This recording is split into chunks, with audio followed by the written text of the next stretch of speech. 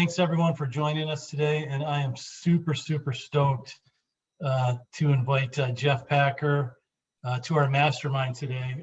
Jeff and I, we've been acquaintances for years, but it really was this past 6 to 12 months that we've gotten to know each other because of soccer. Our kids play youth soccer, and he's just joined the same club his daughter as my daughter, so we just got to know each other through that. So Jeff is a father, a family man, a very religious, he's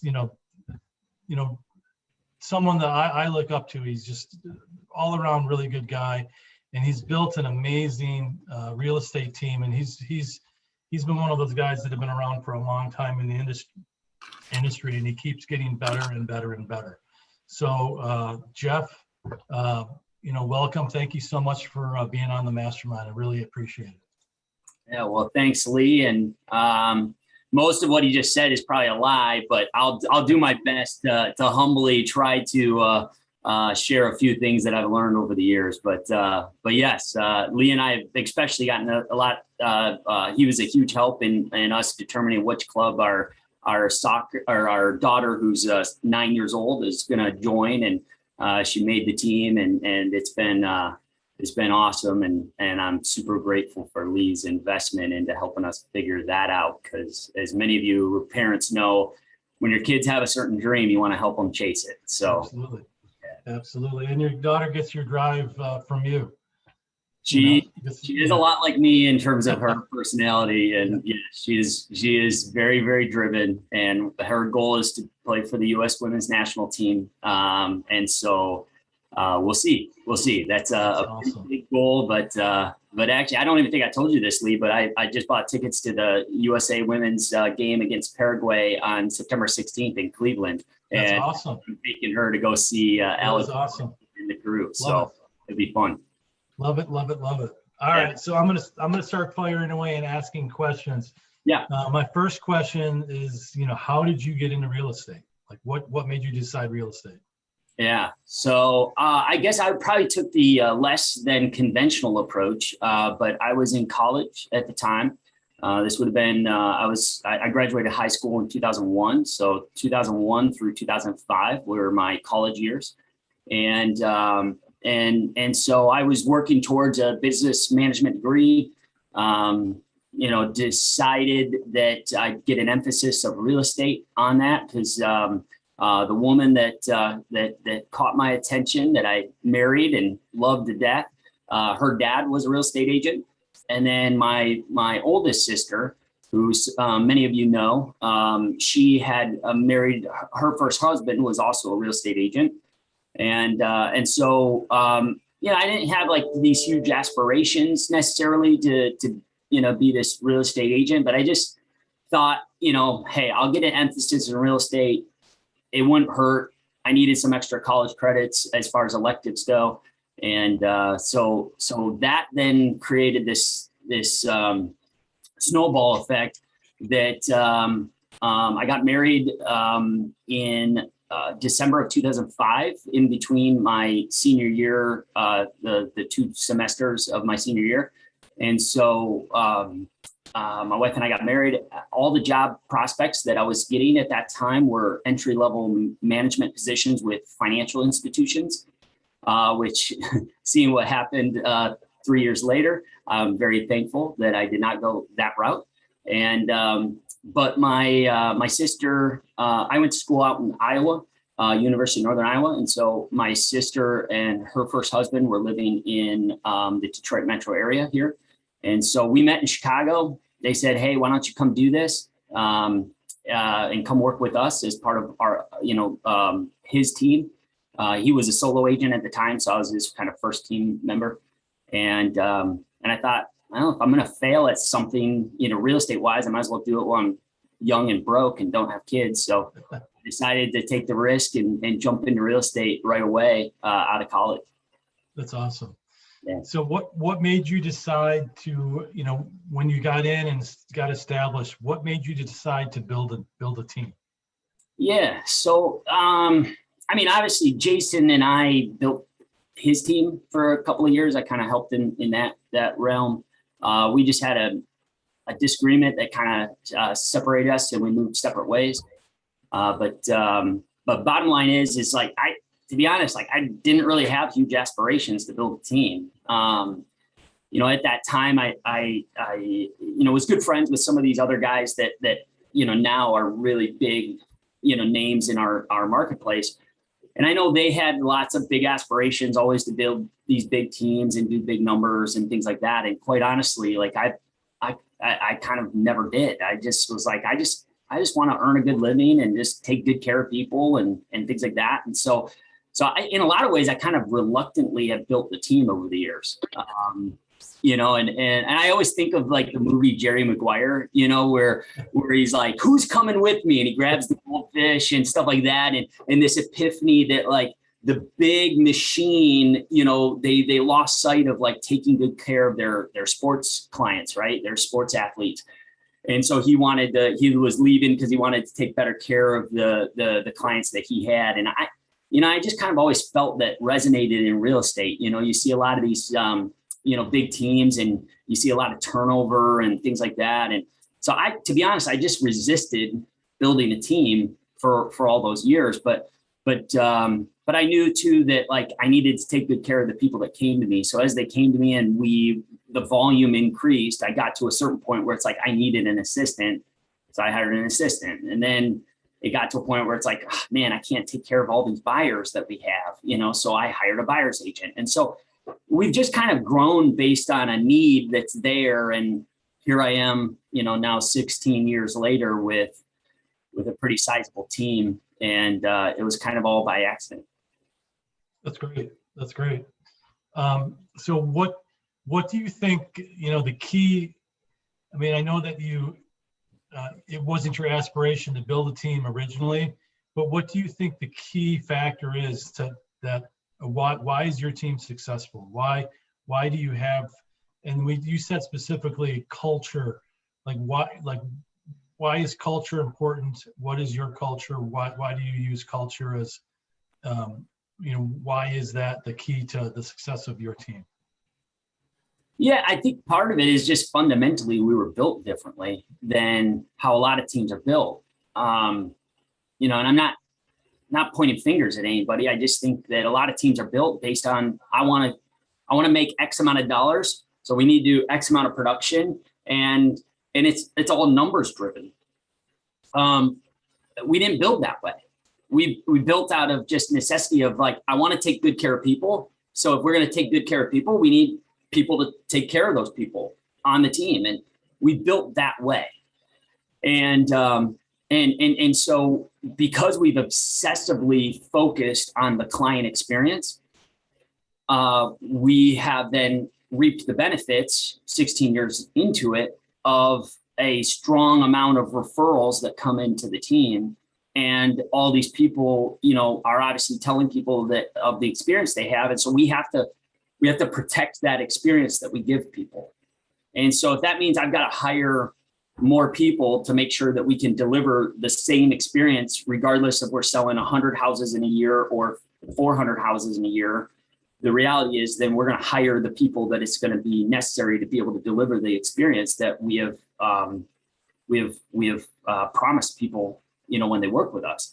So yes, I think that's where things are probably different for us, and what's created the culture that we have is that we focus obsessively over the client experience and make sure that they have a great experience. And like, yes, I know my numbers. Yes, I'm obviously targeting a profit and loss, ratios that we're looking for, and a certain income and generating revenue and all that stuff. But that's not how we derive what we do. Those are the results of what we do. How we derive what we do is really based on trying to deliver a certain client experience that we know resonates with the clients that we have.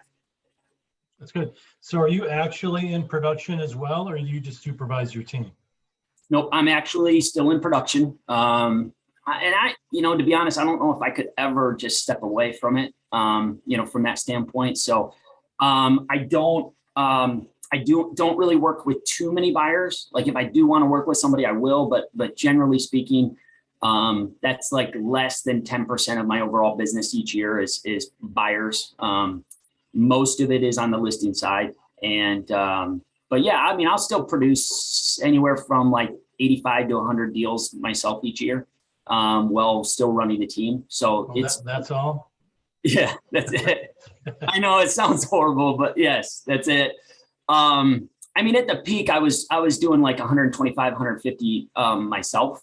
That was working way too much, and it's why I have gray hair still in my 30s, and so I've had to back off just even from my own health and things like that. But really, I'm on my end. I'm trying to produce less and do less production, but I'm not trying to eliminate myself out of that.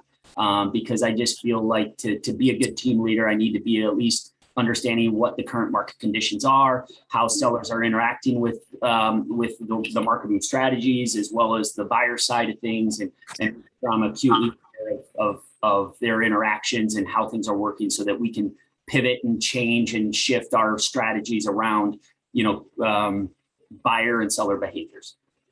That's awesome. I'm going to cut in, Lee, since he said this. I want to ask one of the questions. So you're a dad, a husband, you're a realtor, you're a team leader. So, as a mom who's kind of in a lot of these same positions, I want to know from your perspective, how do you balance all of it? Is it just because you have an assistant, because you have these people who are in place, or how do you find balance to the whole thing? I know, like with Lee and Julie building the team that we have locally, I can see where the struggle is with, you go from, transactions to now managing people. So how do you balance all that? It's a super awesome question. And it is something that's super important to me. And I try to weigh that a lot, especially given the fact that I've got a 9, 7, and 5-year-old. And so, and I want my kids to remember me as like a awesome dad, the fun dad, that's not super stressed out all the time and things like that, that's present at their activities, super involved and things like that. That's super important to me. I also want my wife to remember me as a really good husband, somebody that was always there for her, supported her, encouraged her to chase the things that she wants to chase in this life, things like that. And so I think part of understanding the balance is you've got to understand what's important to you. You got to have your priorities in straight and things like that. So like a little example to this is, so my wife and I do a weekly date night. And especially at the age that my kids are at, they don't always like that. And they'll sometimes fuss a little bit that we're leaving because they want more of their dad, because, they get their mom all the time. She's a stay-at-home mom. They want more of their dad. And so they gripe and complain when dad's not there because of date night. But I remind all of them, and I legitimately tell them this. I say, look, honeys, I love your mom and I love you guys, but I love your mom more. And I'm going to be spending the rest of my life with your mom, where you guys are going to move out of the house someday. And so I love you guys and I care about you, but I care a little bit more about making sure that mom and I's relationship is really good. Because if mom and I have a really good relationship, trust me, we're going to be better mom and dad to you guys, and you're going to be more enjoyable. But I'm trying to enforce those values into that already. So to answer your question, I'm very, very, very, very time blocked. So for instance, and this I started doing this about 5 years ago, and I'm really reaping the benefits over the last couple of years of this. But I will only take listing appointments Monday, Tuesday, Monday, Tuesday, and Thursday and Friday. 1:30, 3:30, or 5:30 time slots. I use a scheduling software program that says once 2 of the 3 scheduling spots are taken, the third one is wiped off the table, because I will not take more than 2 appointments in a day. Otherwise, I come home exhausted, done, and my kids and my wife are getting leftover Jeff instead of good, dad and good husband Jeff, right? So I just know where my limits are. So I'm very, very religious on my time blocking. Wednesdays, I do not take any appointments. It is an office day. It is a day I catch up. I usually work from home. so that I can try to be motivated to try to catch up and finish up everything I have to do by a particular time in the day, so that I can try to clock out, sort of say, and be there with my kids and spend a little extra time with the family on Wednesdays. And then Fridays, I don't take the 5:30 appointment. That's never an option, because that's Friday nights are date nights. Saturdays and Sundays, again, because I'm not working with buyers, they're free, except for I'm on the phone a lot because of obviously the marketing strategy that we have. But I also stick with a very similar strategy so that I have the same ebb and flows to each week. So I list all of our homes on a Thursday or Friday very deliberately, because then I know the weekends are going to be busy, but that's fine. But then that means Mondays and Tuesdays, look a certain way. Wednesdays look a certain way. Like, everything gets set up by doing consistently on that end. So all of that creates balance for me, which then now allows me to be a better husband, a better dad, a better team leader. And all of that stuff. So each day of each week looks very similar for me nowadays. And a lot of that is because I have a team structure that supports and allows me to be able to do this. And I can lead in the way that I need to lead, create the culture and focus on the culture the way I need to. It creates margin in my time so that I can think about the things that make me a better leader. All of that is done because I'm very, very deliberate about my time blocking. Wow. I hope my wife's not listening. She's going to want to trade me in after listening to that. But yeah, that's just amazing. I mean, that is good. But I mean, but you learn through trial and error. I mean, you had years of being, putting your nose to the grindstone, doing those 3 appointments a day, and having learned all those things. So yeah, I mean, my first 6 years in the business was focused hyper on growth and building. I worked 7 days a week. My wife had to remind me to slow up at times and take a day off. It wasn't uncommon that in the fall I'd get myself so worn out through the summer that I'd be sick, like clockwork, for a week in October, because I just ran myself too thin. And so there is an aspect of, like, you got to grind it when you're early on in this business. But I had reason to do that. Like, my wife and I wanted to be debt free before we started a family. We were able to accomplish that. That was an important goal for us. So yeah, you're right. I mean, there was a lot of sacrifice and grinding and realizing, okay, I can't do this forever. And so as I've built the team and developed it in a certain way, I mean, even 3 years ago, I completely shifted the organizational structure of our team so that it supports ultimately the phase of life that I'm in right now, so that I do have that margin and time to be able to be at the kids' practices and games and tournaments and things like that. I love it. So what would be I know we have a lot of aspiring agents. I mean, I'm losing my mind. Not aspiring. Yeah. Not aspirating. Yeah. I just talked to somebody that just had COVID, so maybe my mind was on that. But what would be your best pointers for someone who wanted to start a team right now? Yeah, I mean, first is look for the reason why you want to do it. Like I said, I think motivation is needed no matter what. I think there's some motivations that are probably a bit more altruistic, and things like that. But I think you got to just judge for yourself, like, what's the reason behind this? And here's the deal: if it's just to make more money and work less, that's not a bad thing. But the reality is I'm going to tell you, you're going to get very disappointed because, as Nicole mentioned, you're trading transactions for staff a lot of times, and the more people you hire, you're just trading some headaches for other headaches. It just is. Right.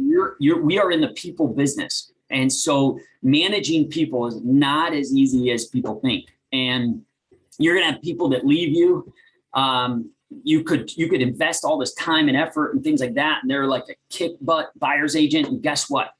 if they're really good as a buyer's agent, there's a chance that they're going to move on someday and become an awesome real estate agent that you're competing against. And that's just real estate. That's how it is. And so there's always going to be work to do. Like, I never have nothing to do. Like, I always have stuff to do. But I think that the reality is you just got to understand, what is my motivation and what am I doing this for? And for me, the motivation was just, I wanted to help the people that kept coming to me and referring to me. And so we grew out of necessity to make sure that we could handle them. And so I think the first hire that you make is probably an executive assistant, somebody that can basically take over your schedule, a lot of your day-to-day operation stuff, a lot of the transaction coordination stuff, all of that stuff. So like all of the things that you do that aren't really necessarily making you money, but you have to get done to do this job well. That's your first hire. Your second hire is a buyer's agent. Off of that, are you paying, like, for your buyer's agents, let's say, and I see this question asked all the time. We've had it asked in other masterminds, but do you pay your buyer's agent per house, or is it like a split deal, or how do you compensate your buyer's agents on your team? Yeah, so I have essentially kind of three splits with them. If it's something that they produce and bring in, they get one split where they get a little bit bigger piece of the pie. If it's something that's got like a referral fee attached to it, right? Like, so we are one of Dave Ramsey's endorsed local providers in this area. So there's a referral fee on every one of those clients that he sends to us. And so we end up having, do that. So I have a different split under that.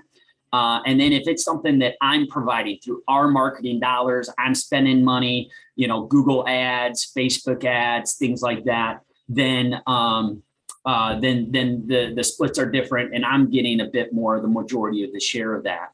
And so I kind of have three different splits on that. It's per transaction basis. But yeah, I mean, here's the deal. Like, when you're in sales, if you're on salary and you're not making, commission, you're not going to get somebody who's probably motivated, driven, and focused. We want, when we hire people, we're looking for people that are self-motivated, they're driven, they're humble, and they have a high emotional intelligence, like they're people smart. And so we're looking for those types of people to come work for us, and especially in the sales realm. And so motivating them through compensation on splits on every transaction that they do is very helpful. But that's how we pay our agents. That's great. That's awesome. Do you have so I don't know, Lee, I don't know if you asked this question, but how many agents do you guys have on your team now? I mean, I see your name around because we're in the same market, but do you have lots of agents? Like, what does your team look like right now? Yeah, so I think we have, I just added those up earlier. I think it's 9 or 10 other agents that work for me. So, okay. Yep. Awesome. And then, so I'm trying to look through my list of questions that we had for you. So here's a question for you. So we get a lot of questions from newer agents all the time. Do I join a team? Should I be individual? What do you see as the biggest incentive? I mean, obviously probably leads, but what do you think is the biggest incentive for somebody to join a team than to be an individual agent in this field? Yeah, I mean, again, I can only speak from my own experiences, but I learned how to be a really good agent by working as a buyer's agent for, my now ex-brother-in-law. But I owe a lot to him, because I learned how to be a really good agent. I also learned what not to do. That's kind of why we separated, is there's just some differences in terms of morality, in terms of how to treat people and care for them. But for me, it was just about, I learned what I needed to do. When you're an individual agent, unless you got a really kick-ass broker that's teaching you and training you and helping you and things like that, usually you're just, you sign up at a brokerage and they're like, all right, go call people, and then you bring somebody that wants to write an offer and they're like, okay, this is what you do, how you fill in the blanks and things like that. And as a listing specialist myself, like, I mean, I work with some of these agents all the time that it's like, they're clueless. Like they have nobody helping them figure out how to do these transactions, and stuff isn't filled out right on the purchase agreement. The fact that like most of them haven't even read a purchase agreement, nor can they even explain every paragraph of the purchase agreement. That's baffling to me. You know, like the gospel is the purchase agreement. This is what people get sued over. And if you don't even know what's in it and what it's about and what you're telling somebody they're signing up for, and you don't even know how to fill it out properly, like that's quite honestly an embarrassment, you know? And so that's where from my perspective, like I think the benefits of a team is you're getting, you know, hopefully that level of investment from a team leader or whoever on the team is responsible for training somebody, you know, on that end. But the team also should have really good systems in place. And we're not talking about just like a nice, you know, sleek CRM system. We're talking about from the time a lead comes in to the time that it's scheduled and converted and an offer written and accepted, and the closing process and closing gifts and the long-term follow-up and the client appreciation events. I mean, there's so many aspects of how people are interacting with your company or your team that those are the benefits that you get when you do start with a team, you know, where man, you start on your own. Like I've got a level of respect for people who started on their own solo and didn't have a lot of great training and things like that, and yet succeed. Because I think that the average fail rate is like 18 months or something like that for a real estate agent and things. I mean, it's hard to make it and be good at it. And so I'm really impressed with people that did it on their own. I'm not sure I would have been able to survive if I was on my own. I benefited a lot from seeing how it was done. And he, you know, my ex-brother-in-law learned it from Michelle Safford. Michelle, a very big agent, used to work for Coldwell Banker Schweitzer and then went over to Remax Home Sale Services, I think. And I think she's retired now. I'm not sure if she's still in the business, but she, I mean, Michelle had great systems, great processes. And, you know, quite honestly, a lot of what I do is just a reiteration of what she did, you know, and I never worked for her, but I worked for a guy who used to work for her, and he just copied that. And we're in a copycat industry.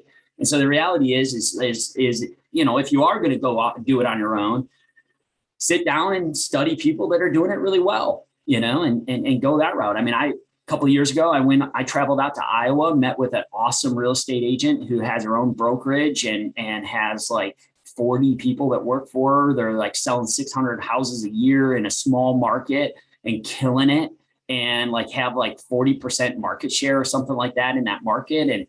And I just went and studied them, and we made some changes and shifts around our organizational structure after that visit because of how impressed I was with how she ran things. So, yeah. That's great. I remember when I first started out as in the mortgage business before I became a real estate agent. And when I got my first job, the broker just brought Bressler's reverse phone book and he put it on my desk and said, there you go, there's your training, just start calling people. Yeah. And I remember I called my wife. We were just newly married. I called my wife and I'm like, I don't think I'm gonna make it in this business. And you know, yeah. And then, you know, I called and got my first deal, got another deal, got another one. Yeah. And you know, a year later, I wanted to start my own business.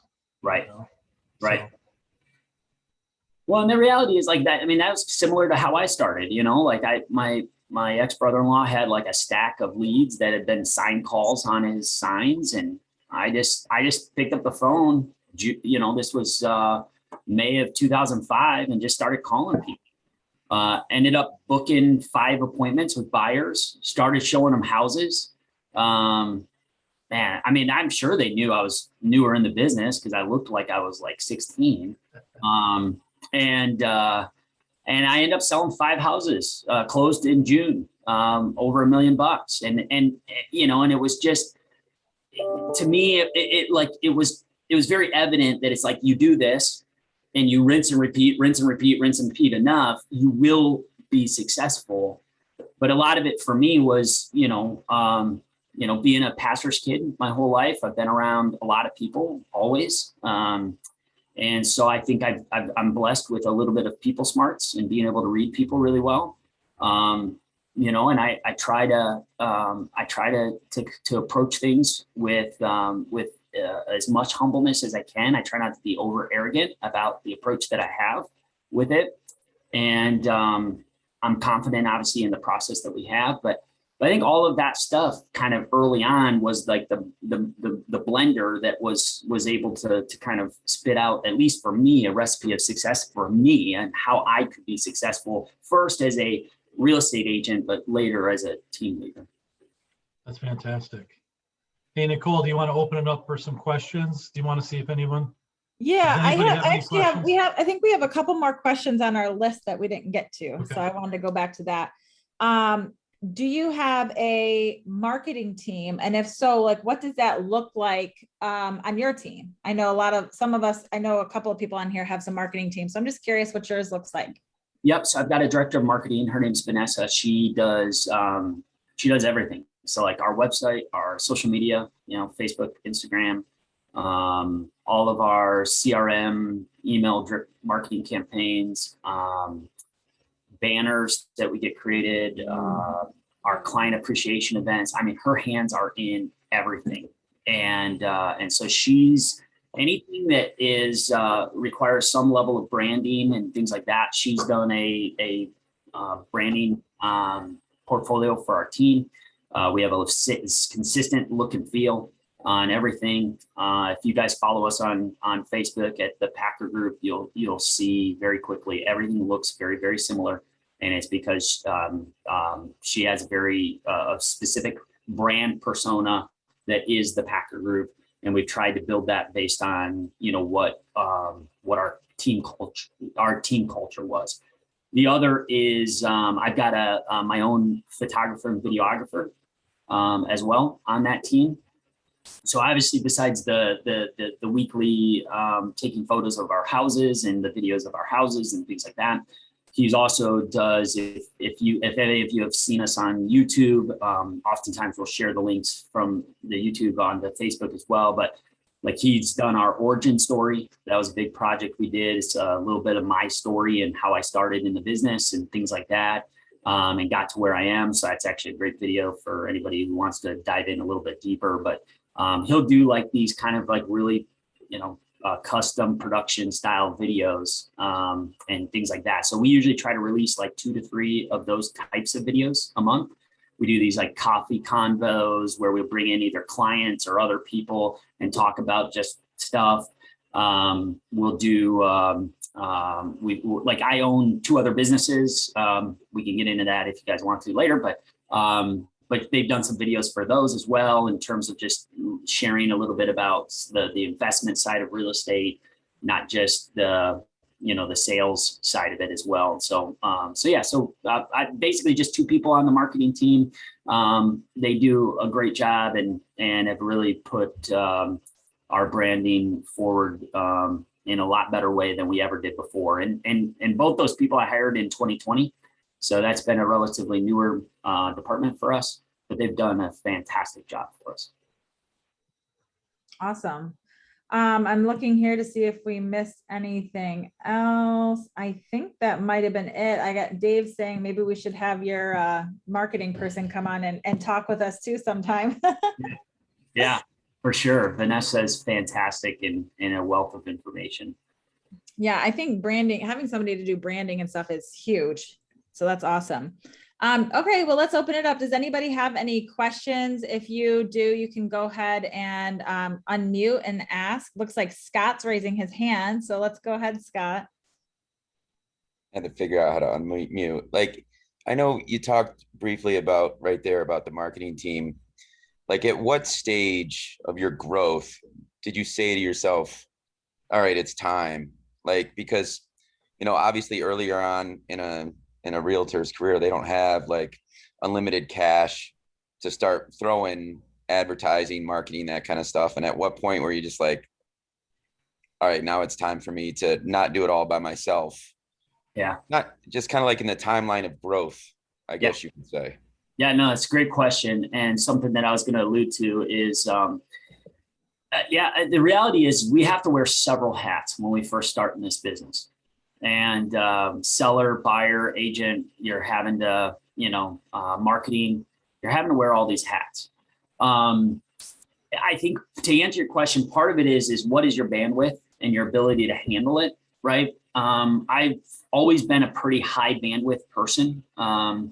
And high energy. So that's been beneficial to me. I've been able to kind of maybe do more longer than maybe some people could do. But at some point you get to a point where it's like, it just doesn't make sense for me to continue to wear myself out and exhaust myself doing this type of stuff. And so, for me, I did it in a two-step process. So I realized how much money I was spending on professional photography and videography and said, man, I could probably bring somebody in to do that for us full time because we have enough listings to be able to do that.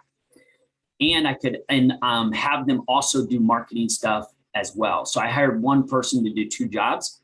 I do not advise to do that. That was kind of a lesson learned as being a business owner. Whenever you hire somebody to do two jobs, they're going to do one really well and one not so well, and then they will disappoint you in that. And then you might be justifying paying them more because they're doing kind of two roles for you, and then you get stuck because you're like, wait a minute, they're not really doing this one role real good. I need to hire somebody else for that, but then I'm trapped because I've overpaid them for two roles.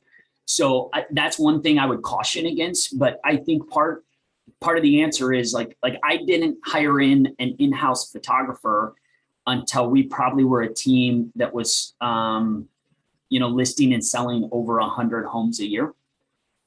And because then at that point, it makes sense to bring somebody in-house to do all that. You control what's done, when it's done, all that type of stuff. I'm probably a little bit like my payroll is probably bigger than some agents my size, just because I believe in the client experience and giving a great client experience. And so I invest into my team because if they love what they do, they love working for the Packer Group, then they're more likely to provide a great experience for our clients as they interact with them. So it's a great compliment to get right now, but it's not uncommon for my clients to, especially on the sell side, be like, oh my goodness, your stager was awesome. Thank you so much for sending her over. That's another business that I own. Your photographer was amazing. He was so nice, pleasant, things like that. He was great. And then Jen, who's my listing coordinator, oh my goodness, she made sure everything was so smooth to get the paperwork done and all that stuff. And the listing looks so great. And then we go live with the listing. So they're having so many interactions with other people on my staff, but they're all really positive interactions because again, I try to create this really awesome culture around everything that we're doing is to try to really benefit our clients' experience. And the people that work for me are kind of my clients, right? My employees are my clients, and I'm trying to also give them a great experience to work here. And when all that is done really well, we get great results. But again, you got to be smart about how you grow and when you add them. So there needs to be a need, first and foremost. Sometimes you may not, sometimes you may be able to like, I can help out as much as I can, but at some point you are I think the old saying is like, the biggest ceiling to your growth is you. Like you have to learn to get out of your own way.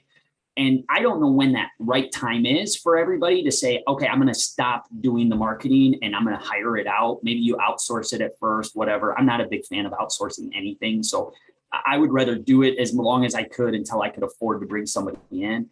But like where I'm at now, I don't honestly, I mean, it was one of the best moves for me in 2020. I mean, here we are in the middle of a pandemic. I was scared to death, but it was one of the best things for me was to be able to get a full-time marketer, because when we went digital, I needed somebody to be able to handle all the digital editing of videos and this, that, and the other thing.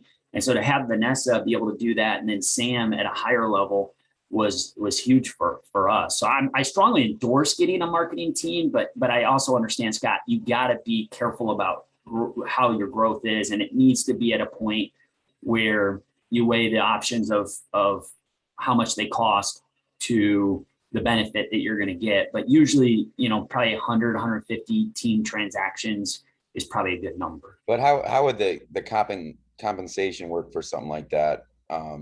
Yeah, Is it the highs and lows of the market? Is it per transaction that they make, or is, like if I have a transaction on my team, am I paying in like a marketing fee to, let's say Lee and Julie, Right. sort of, am I paying a fee to them per transaction? Like how does something like that get structured?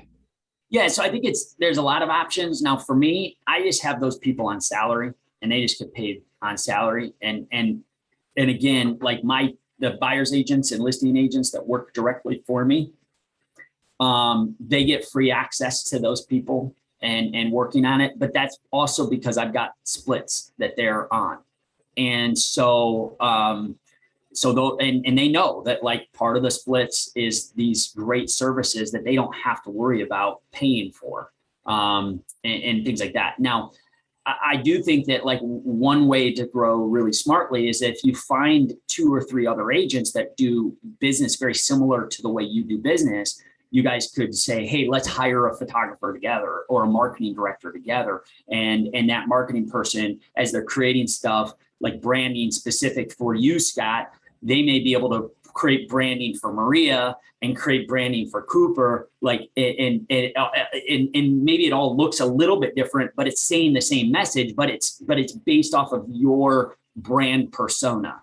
So I think that there's ways to grow smart where you can, do a kind of a co-op, a collaborative effort in terms of hiring somebody. I mean, a lot of agents do that with transaction coordinators, things like that. So there's ways to grow smart where you're not having to take on the full nut of their payroll from day one, and things like that. But I've always looked at it as every time I've hired somebody, it's freed me up to be able to go do more business. So I went from like, my cap was maybe 30 deals a year to then like, oh, I hired an executive assistant and a transaction coordinator, and now I'm able to do 50 deals in that year.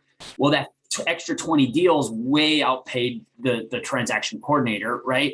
And then all of a sudden it's like, okay, I'm not doing the marketing anymore because I got somebody else doing it. But then that's allowed me to do, another 20 more deals. Well, that covers their payroll. And it's now I'm doing, but it's not that I'm like doing less work. I'm actually working more in a lot of ways. And then, but that's where then, okay, as more business comes in, okay, now I've got agents doing more as well as a result of that. And it's just it's exponentially getting bigger.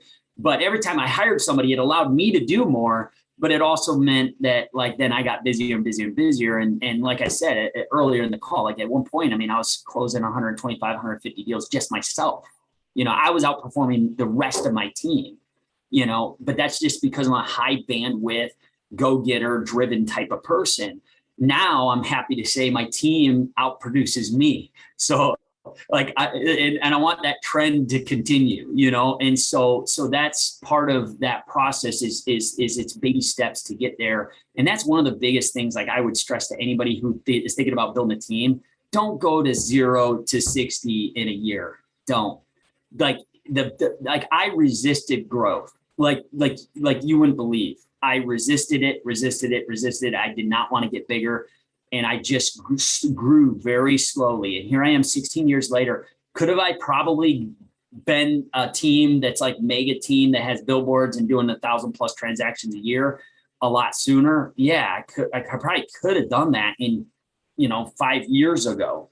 But I never wanted that, like, because I just felt like it would hurt the client experience. So I've just slowly grown, and slow growth is a lot better. It's, it's kind of the idea of like the old children's book that we all know real well, like who wins in the end, the tortoise or the hare?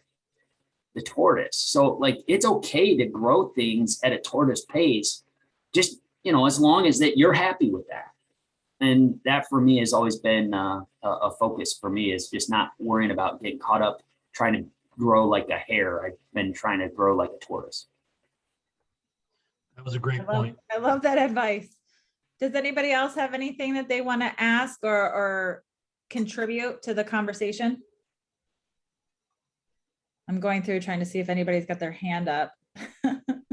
I have an idea though. I'll take a picture and this time everybody's actually smiling. Oh yeah, we have to, every time we do one of these photos, we're all like sleepy looking or our mouths are open or something. So, All right, everybody. Big all right, so smiles. everybody smile. Picture ready and good. Thanks. Thank you. Kathy's smile was amazing. Oh, that's a picture. Never mind. A hard time, Kathy. Kathy, I know her well. Cooper, you had asked a question in the chat about what are the main jobs to cover when starting a team. I know we covered it. Are you good with that? Good with the answer? Yeah. Okay. Yes, I am. I liked how you were just like this, and this, good, move on. I'm like, all right, I'm good with that. Well, and something that's helpful, I mean, just as you think about building a team. So I have an organizational chart that basically I've got a director of sales, I've got a director of operations, and I've got a director of marketing. So if you kind of think about what we do, everything we do falls into one of those three categories, right?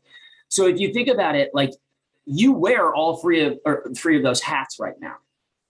And as you hire people, the goal is that they are going to fit under one of those categories. And then you've got to make sure, you've got to look at it from a standpoint of like, okay, at some point, I'm no longer the director of sales. So like for me, that 3 years ago, I took one of my dear friends, who was my first agent I ever hired, still with me. He's like a brother now to me. He is my director of sales.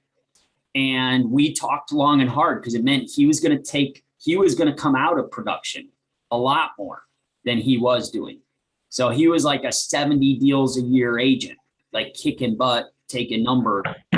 And now he might do like 20 deals a year. So he still produces to some degree, but not nearly at what his capacity is. But he runs my sales team. So he does weekly meetings with them all, actually daily meetings with them all. He holds them accountable. He's awesome, does a great job, and does all the training, everything. So that's my director of sales. Then I've got a director of operations. She was one of my coordinators. Now she oversees the coordinator. So she knows everything they're doing and what they're doing, but she runs all of that. So she's fantastic, awesome. And then I already talked about our director of marketing. And so now I just do one meeting a week with the three of them. And we just talk about what they're doing as far as their roles, responsibilities, all that stuff. And it allows me to not be in the minutia of it all. And so again, that's like maybe what you would aspire to. But for now, if you just see yourself as one of those three roles or all three of those roles, what role, like, can you, and part of this is going to be a different answer for everybody, but what role it's like the one you hate the most, sort of say, it's probably the people. So I'd be finding someone else to cover like, that one. Find somebody to cover what you don't like to do the most, because then what happens intrinsically is this synergistic energy, because now you've got somebody else. Like I'm a big visionary guy. You guys might be catching that by this conversation, but I'm big visionary. Like I already know what the plan is over the next 5 years with the team. I've already got that mapped out, looked at what needs to be true to get to that point, and I reverse engineer that. Like I'm big visionary guy. I'm not like a dot I's, cross T's, I hate the details. So for me, like, having that director of operations first and foremost was like the biggest thing, and her running our transaction team and all of that stuff, like just makes my life so much easier, where, she just handles all that, and things like that. And then I got bogged down with the management of people on the team, and especially agents who, like, I'm telling you exactly what to do to be successful and you're not doing it. I hate that type of stuff. So again, Jerry, who runs that, the team, he's our director of sales. He does a great job. He loves coaching. He loves training. He likes helping people succeed. And that really juices him up. Like he loves that. And to me, I just love to have a great organization that is I've got a vision for, and if they're all successful, that's all I care about. I just want everybody to be successful. And if they're happy and accomplishing what they want, if they're a single mom that works for me and just needs to, they have a secure job that they know they can come to each day and provide a living for their daughters, then that's what I want to be able to provide for that person. So we just, I just have a division of those responsibilities. And as I've grown, I've been able to put people in the heads of those responsibilities so that I can do what I love to do, which is I love to still meet with clients. I love that aspect of things. And I love planning for the future and more the visionary stuff. And so that's what Jeff gets to do all the time now, and work on my golf game. So. Most importantly, right? I mean, I spend quite a bit of time working on my golf game. Yes. All right. Anyone else have anything to add or to ask in this? Awesome. This has been great, by the way. Yeah, this has been fantastic. Lee's texted me. He's like, I got ideas. You got our minds going like crazy. It's fantastic. I appreciate it. I mean, thank you. And I genuinely mean this when I say it, but like, if anybody on this call or anybody you guys know of that is struggling with stuff and needs just another perspective, like, I'm always like a phone call away, and things like that. Obviously, I tell everybody I have to prioritize things. So like, our clients are always going to come first. But if I've got an extra time for like grabbing lunch or a coffee or whatever, I am an absolute open book. I am happy to share with anybody, anytime, just because chances are I've probably been through it already. I'm still a relatively young guy, but I've been through the market in 2008 and 9 and everything that brought. And now, obviously, we're on the complete other end of the spectrum with the market we are in today. And I've been in everything in between, and I've grown a team during it all. And so I've made my mistakes, learn from them. I'm still not perfect. We still have ways we can improve and get better, but I'm always happy to help out wherever I can. So just know that.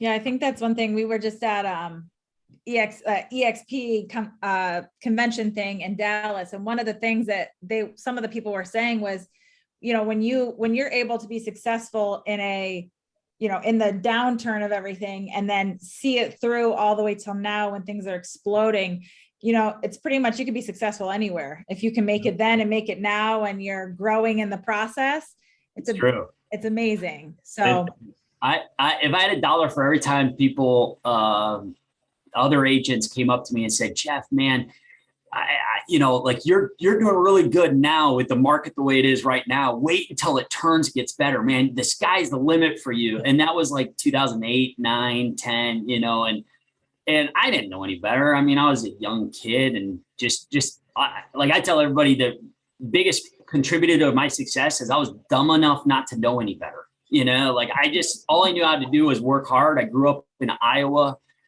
For those who know what detasseling corn is, I mean, that's what Iowa kids did in the summer to make a couple of grand in a 2-week time, but it was the hardest work you'll ever see. And so that's the type of stuff, like, I just grew up always working hard, like my dad was the pastor, my mom was the church secretary. I mean, I've made more money in a month than they did in a year back then. Like, we grew up poor. I was the youngest of 4 kids. So if I wanted shoes that weren't hand-me-downs, I had to go work and buy myself my own pair of shoes, And so the reality is like, that's just who I am and what's been built into me. And so you can be successful in this business just working hard. But if you can get a little bit of tips and tricks on how to like do it a little bit better and make it more efficient, I mean, really, sky's the limit for anybody. It's just a matter of, do you want to chase after? What is it that you're trying to chase after? But I promise you keep the client experience at the center of everything you do. You'll probably be wildly successful in this industry within 5 years, easily. Awesome. That was a great way to end this. I love it. That was great. That was perfect. Yeah. It's like you timed it just right. Yeah, well, we appreciate having you, Jeff. Thank you so much. Yeah, you're welcome. Yes. Thank you so much. And feel free, Jeff, share this video with your team and everything, because it's been fantastic. We're super happy to have you on. And for the rest of you guys who are joining the call, we'll be back next week with another guest. So we'll see you then. Thank you again, Jeff. Thank you so much. Thanks for having me, Appreciate it. guys. Enjoy. Thanks. Bye.